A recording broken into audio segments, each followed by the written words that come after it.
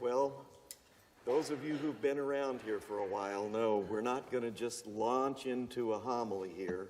We're going to take a little break because you've been praying so fervently and listening so attentively. We'll take a little break, then we'll go back to listening. A Bible group study leader says to his group, "What would you do if you had only 4 weeks left before Judgment Day?" A gentleman says, "If I only had 4 weeks, I'd go out into the community and I'd proclaim the gospel to those who haven't yet accepted the Lord." "Oh, very good," says the Bible leader. One lady speaks up and says, "If I had only 4 weeks, I'd dedicate all my remaining time to serving God and my family, my church, my fellow man with conviction." "Well, that's wonderful," said the group leader. Another gentleman in the back finally speaks up. He says, "I would go to my mother-in-law's house for 4 weeks." The group leader asked, "Why your mother-in-law's house?" He says, "Because that would be the longest 4 weeks of my life."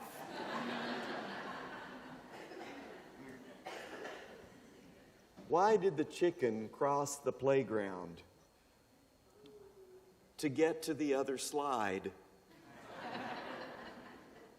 Little Johnny's new baby brother is screaming up a storm. He asks his mom, "Where'd we get him?" His mother says, "He came from heaven, Johnny." Johnny says, "Well, I can see why they threw him out." What do you call an Amish man with his hand in a horse's mouth? A mechanic. Some of you are going to get that about 2 o'clock this afternoon. Okay, enough. Today in the gospel, we hear people asking, "What should we do? What should we do? What should we do?" I want to talk a little bit about the shoulds in the church. And then we're going to talk about how John the Baptist responds to the shoulds. And then I'm just going to ask you to not be like a raccoon, okay? This is all going to go somewhere, I promise. All right. You should keep the commandments. You should avoid sin. You should go to Mass on Sundays and holy days. You should read the Bible. You should pray daily. You should work for peace and justice. You should share your time, your talent, and your treasure.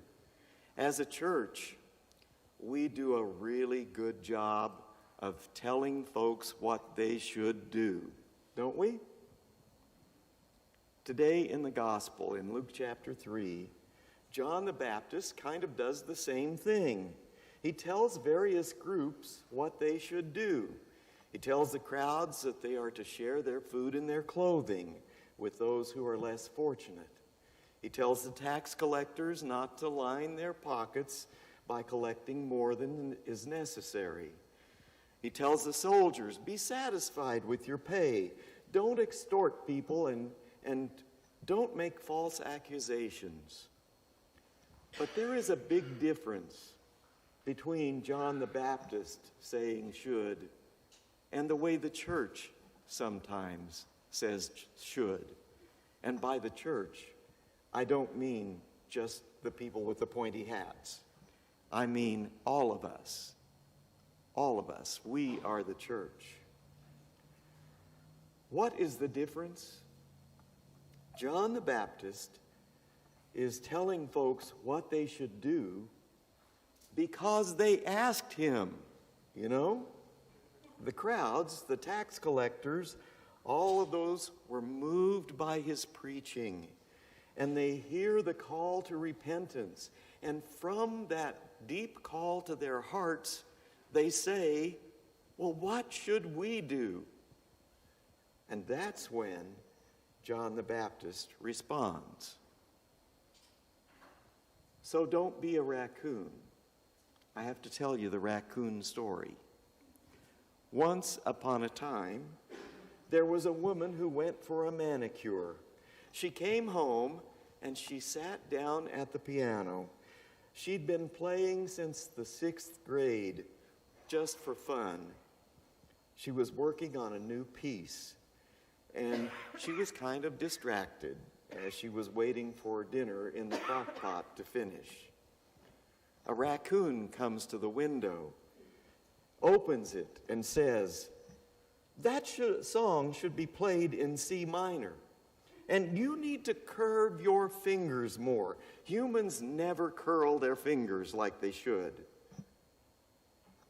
What is this woman thinking about this raccoon? Does she think, "Gee, he's right. I need to curl my fingers more"? Or maybe she's thinking, "Gee, raccoons can talk?" But it's once upon a time, folks. She could be thinking, "What does a raccoon know about the piano? Why is he judging my playing? I know I need to curl my fingers more, but I just got a manicure. Besides, I'm not really playing. I'm just killing a little time before the crock pot finishes." Would it matter if she later discovered that the raccoon was the most famous pianist in the forest? A renowned pianist? No.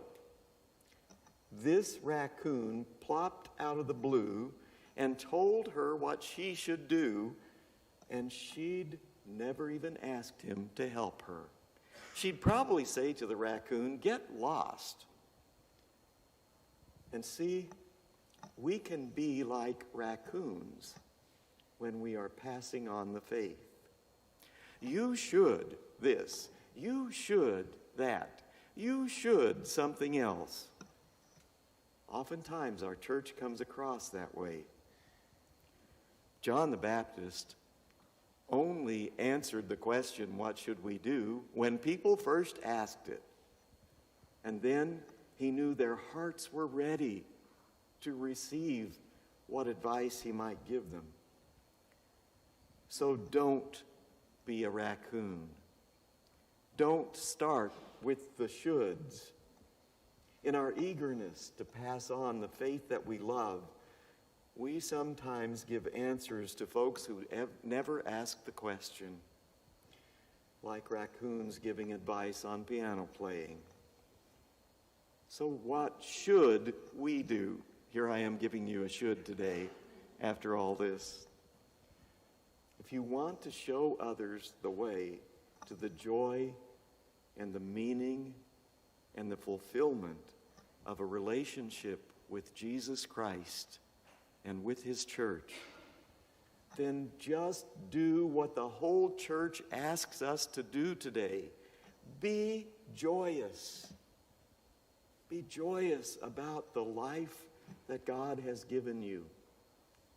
Be joyous about the faith that has been shared with you.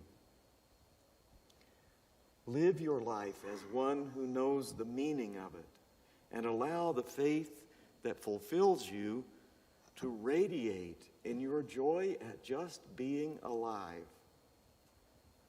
That is true evangelization. It's not telling folks how they should live. It's getting them interested and excited about Jesus the Christ, whom you are excited about.